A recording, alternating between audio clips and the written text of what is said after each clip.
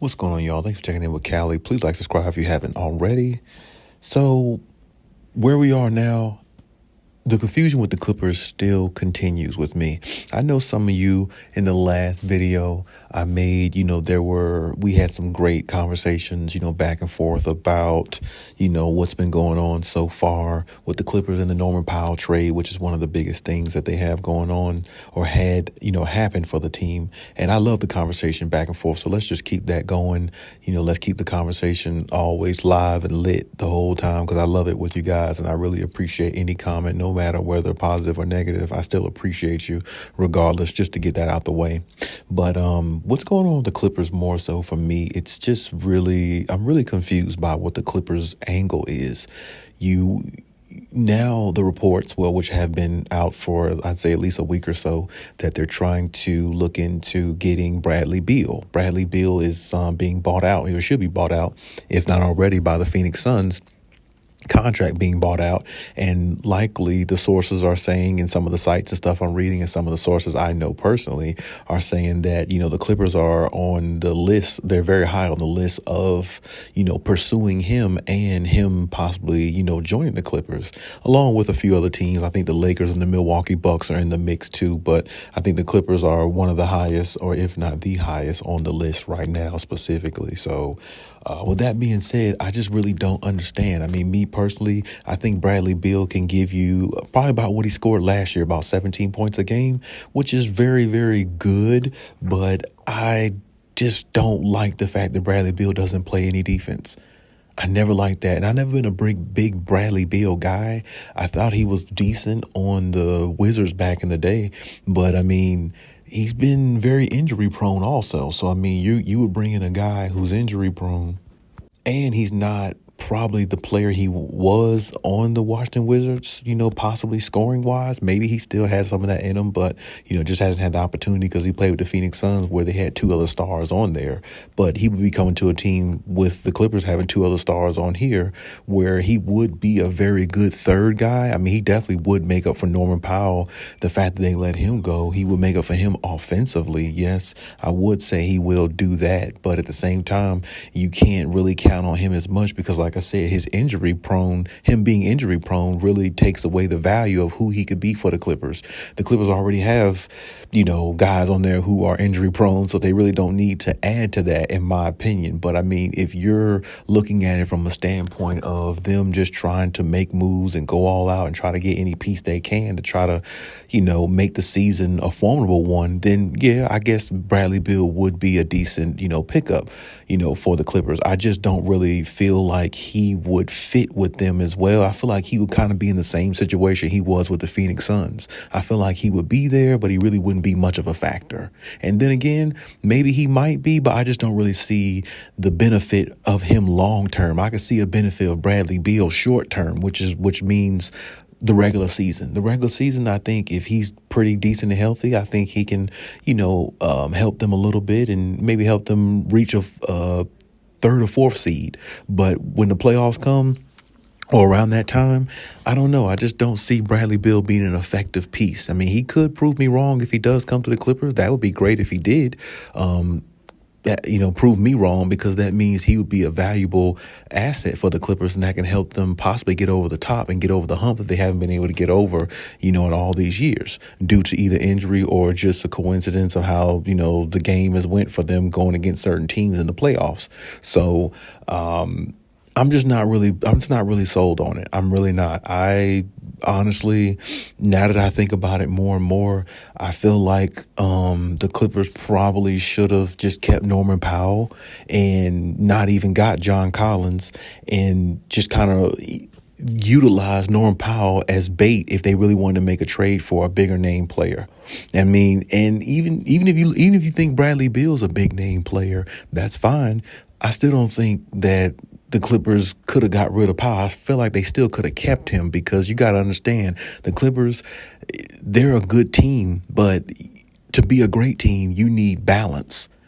to win championships. You need a team where you can get contributions off the bench and contributions in the starting lineup. When you look at OKC, the team who just won it, they had contributions off the bench. They had scoring in the starting lineup, of course. They had balance with the way they played and how they attacked people, and they played defense collectively as a team.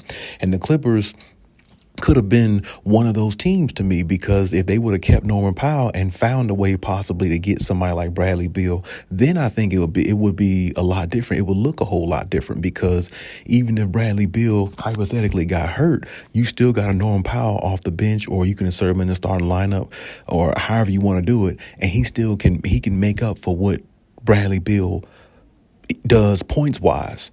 You see what I'm saying? Because Norman Powell can score 17 points a game, even though I will say he didn't show up in the playoffs the way I thought he would in the latter part of the season. Norman Powell really kind of hurt his stock a little bit by not playing as well as he did in the beginning of last season. But at the same time, he really was playing out of character, what a lot of people really don't look at. He was out of pocket to a degree, because pretty much all his career, for the most part, he's been a six man coming off the bench. And then you insert him in the starting lineup. He does well while Kawhi wasn't there. Kawhi comes back. He really didn't know what to do. I felt like he was taking shots, maybe that he normally wouldn't take, out of rhythm, because he was just trying to be the scorer he was with Kawhi added back into the lineup because he came back from injury. But you don't want to take shots away from Kawhi because he's the number one guy. So it's like the confusion and the suspectivity of their offense really, really, devoured, because he didn't really feel, I feel like he played not comfortable when Kawhi came back, because when Kawhi came back, honestly, Ty Lue probably should have put Norman Powell on the bench. That way they would have had balanced scoring. If they would have had balanced scoring, I think they beat Denver in the first round.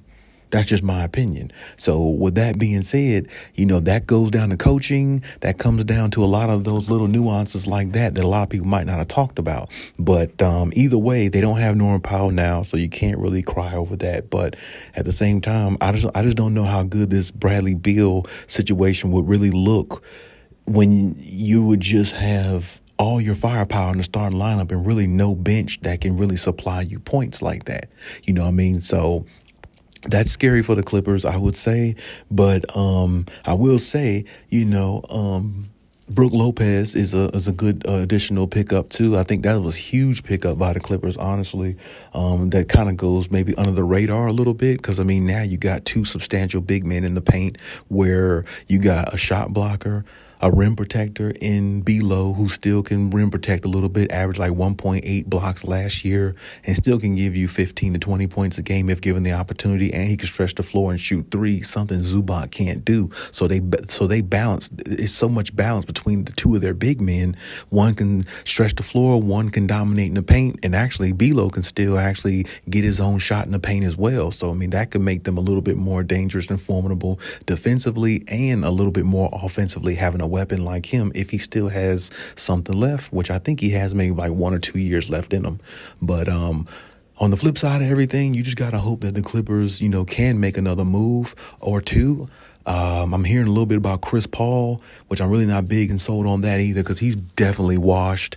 I don't really think he can do much for them. Maybe a little bit here and there, but you can't trust him either, because not only he's washed, but him being the age he is, you got to suspect injuries to creep in if they haven't already while he was on the Spurs. So it's really confusing their angle and their direction. And as long as Lawrence Frank is the one pulling the trigger in the front office and being the president of the Clippers, everything has a question mark behind it with me. So that's just my opinion on everything. Hopefully they find a way to make this team, even more of a contender than what they were last year, because, your years with Kawhi Leonard is waning. And, the mental of Kawhi Leonard probably at some point is starting to wane too, because he's always been a winner, and losing is not something he ever really liked doing. So he's always been in the winning column. So you're going to have to find ways to make this team better, and hopefully find ways to keep him healthy, and try to make a run at it. Because if you don't, next season might really look different for Clippers and Clippers Nation, because who knows whether you'll see Kawhi come back and or any of the pieces or most of the pieces that they have acquired, and then the team will look different, and then their championship hopes pretty much might be out the window.